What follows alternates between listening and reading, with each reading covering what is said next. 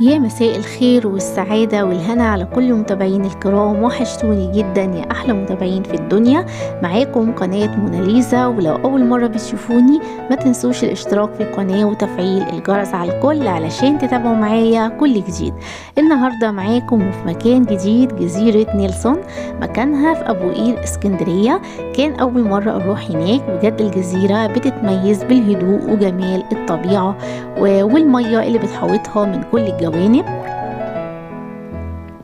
وهو كمان مكان أثري وموجود فيه جبانات أثرية وآثار خارقة. كمان المكان ده لعشاق الصيد، موجود فيه أحلى سمك. وصول لجزيرة نيلسون سهل، بتركب أي مواصلة لأبو قير وبتنزل المحطة، بتاخد أي مواصلة تانية للبحر الميت طريق المعبد.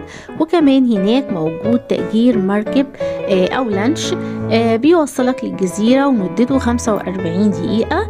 وبجد كانت تجربة مميزة، وأشوفكم في فيديو جديد ومكان جديد مع موناليزا، وأسيبكم تستمتعوا بجمال المنظر.